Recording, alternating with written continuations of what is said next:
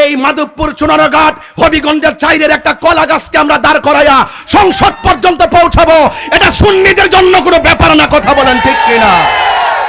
এবার মাধবপুর চুনারঘাটবাসী একজোট আসেননি? ইনশাল্লাহ আসেননিও। যে দিকটা যাবো এক দিকটা যাবো। এবার একটা কথা হইতো, কথা কন ঠিক না বেটি? এবার মা চাষিরা কই গো, সবাই প্রস্তুত থাকেন এবার ইনশাল্লাহ। যদি নবীর জন্য যদি আমাদেরকে ভালোবেসে থাকেন, আর আমরা যদি নবীর জন্য আপনাকে ভালোবেসে থাকি, এবারের সামনের একটা দিন আমাকে দিবেন। সেই দিনটা হলো সারা বাংলাদেশের সুন্নিদের কাছে আমার একটাই চাওয়া থাকবে, এবার নিয়ত করবেন সুন্নি হয়ে লড়বো। এই মাটি সুন্নিদের মাটি, আর বাকি যারা আছে তারা হলো দখলদার। কথা বলেন ঠিক কিনা বলেন?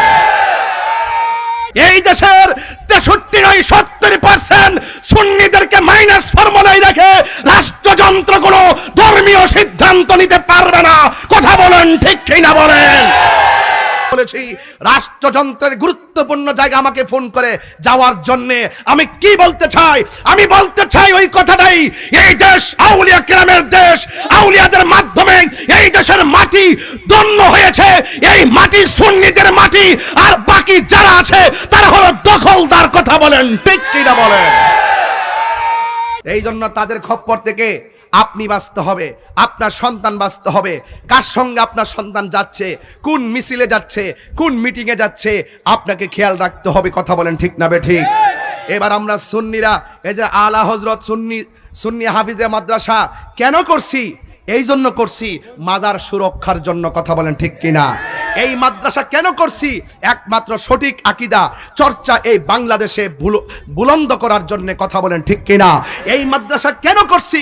যেন বহির্বিশ্বের যেন বদ আকীদাধারীরা এই দেশের মানুষের ঈমানকে যেন লুণ্ঠন করতে না পারে, সেই জন্য এই মাদ্রাসা করা হয়েছে। কথা বলেন ঠিক না বে ঠিক? এই জন্য সুন্নিরা আজকে হাতে হাত রাখতে হবে। জীবনে ডানে বামে বহুত গেছেন, এবার হাতে হাত রাখেন। অন্তত পক্ষে আমি মাধবপুর চুনারঘাটে 22 বছর ধরে ওয়াজ করি, কোনোদিন জবানের খেলাপ করি নাই, কোনোদিন কোনো মাহফিল ক্যান্সেল করি নাই, কোনোদিন আপনাদের মনে কষ্ট দেয় নাই। আমি পরিষ্কার ভাষায় বলবো, যখন আমার 90টা মাজারে আক্রমণ করেছে, যখন মসজিদের ইমাম রইসুদ্দিনকে যখন নির্মমভাবে মব ভায়োলেন্সের মাধ্যমে দিবালোকের ন্যায় একদম তাকে হত্যা করা হয়েছে, সে মৃত্যুর আগে পানি চেয়েছিল, তাকে পানিটা পর্যন্ত দেওয়া হয় নাই। ওই আসামিরা দিব্যি ঘুরে বেড়াচ্ছে। আমরা বিচার পাই নাই। আমরা বিচার পাই নাই শহীদ নুরুল ইসলাম ফারুকীর হত্যাকারীদের। আমরা বিচার পাই নাই খাজা বাকি বিল্লাহ গুম হয়ে গেল সেই গুমকারীদের। এই জন্য সুন্নিরা আর ঘুমিয়ে থাকলে চলবে না। অন্তত পক্ষে 365 দিনের ভিতরে 364 দিন আমি আপনাকে সময় দিলাম, কিন্তু আমার একটা কথা তো আপনারা মানবেন। আমার একটা কথা তো আপনারা মানবেন।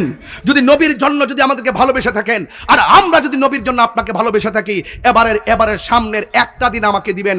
সেই দিনটা হলো সারা বাংলাদেশের সুন্নিদের কাছে আমার একটাই চাওয়া থাকবে, এবার নিয়ত করবেন সুন্নি হয়ে লড়বো। কারা কারা রাজি আছেন হাত তুলে দেখাবেন ইনশাআল্লাহ।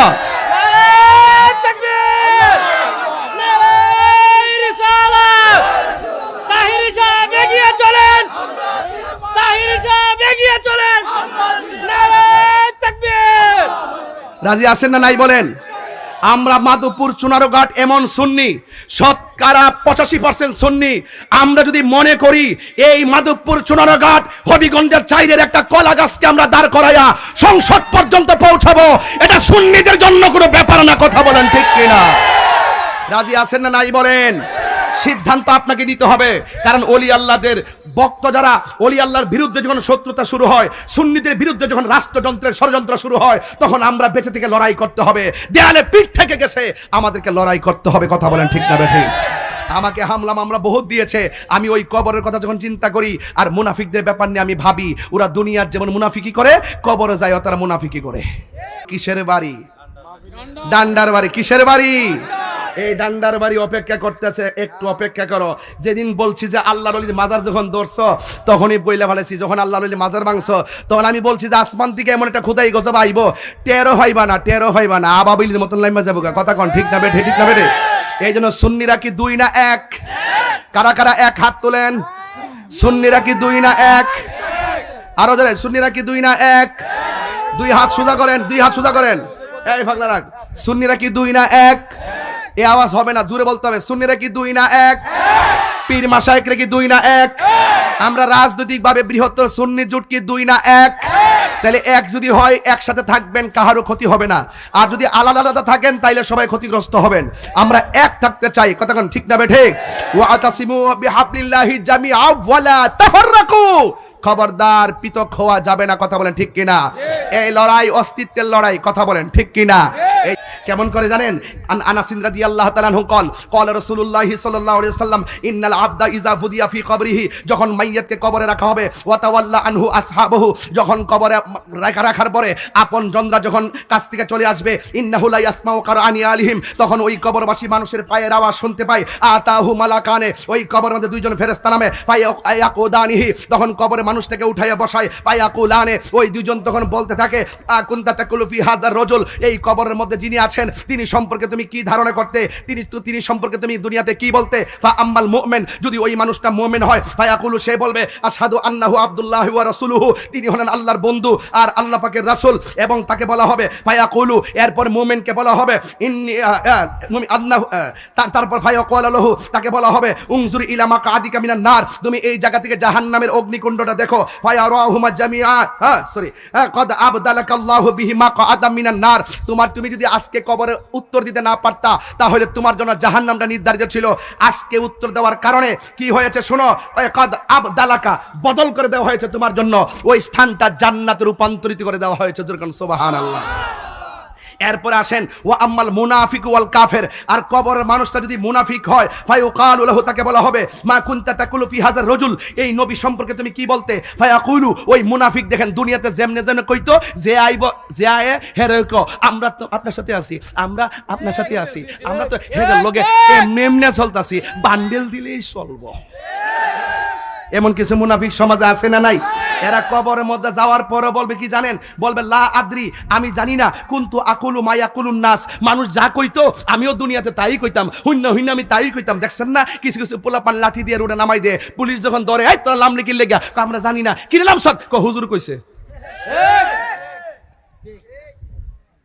কে কইছে? কথা কে কইছে? হুজুর কইছে। কয় মানুষ যা কইতো আমরা তাই কইতাম। এরপর থেকে বলা হবে লা দারাইতা ওয়ালা তালাইতা, তুমি যারা জানে তাদের কাছে গেলা না কেন? এবং তোমাকে দিয়ে তেলাওয়াত করার জন্য কোরআন দেওয়া হয়েছিল, সেই কোরআন তুমি পড়লা না কেন? কোরআন থেকে আমল করলা না কেন? এরপরে কি হবে দেখেন মুনাফিকদের জন্য, ওয়া ইউদরাবু বিমা তারকি মিন হাদিদিন দরবাতান ফায়াসিহু সাইহাতান ইয়াসমাউহা মাইয়ালিহি গায়রা সাকালাইন আই ইল্লা সাকালাইন, গায়রা সাকালাইন আই ইল্লা সাকালাইন। ওই কবরে মুনাফিককে সাইজ করার জন্য, কাফেরকে সাইজ করার জন্য আল্লাহ রাব্বুল আলামিন একটা লোহার হাতুড়ি দিয়ে ফেরেশতা পাঠিয়ে দেওয়া হবে, ফেরেশতা পাঠিয়ে দেওয়া হবে। আরে বাবা, ফেরেশতা পাঠিয়ে দেওয়া হবে, তাকে এমন ফিডাইব, ইল্লা সাকালাইন আই গায়রা সাকালাইন, গায়রা সাকালাইন আই ইল্লা সাকালাইন। সাকালাইন মানে হলো মানুষ এবং জিন, এই দুইটা জাতি কবরের কান্নার আওয়াজ শুনবে না। মুনাফিকরা যে জুতাটা ফিডাইব, আরে লোহার হাতুড়িতে ফিডাইব, এই দুনিয়ার কোনো মানুষ শুনবে না, দুনিয়ার কোনো জিন শুনবে না, দুনিয়ার কেউ শুনবে না। কে শুনবে? কই জীবজন্তু পশু পাখি তারা শুনবে, কই মানুষ শুনবে না কেন? এই জন্য শুনবে না, ওয়ামা খালাকতুল জিন্না ওয়াল ইনসা ইল্লা লিয়াবুদুন, মানুষ এবং জিন জাতিকে সৃষ্টি করা হয়েছে আল্লাহর ইবাদত করার জন্য।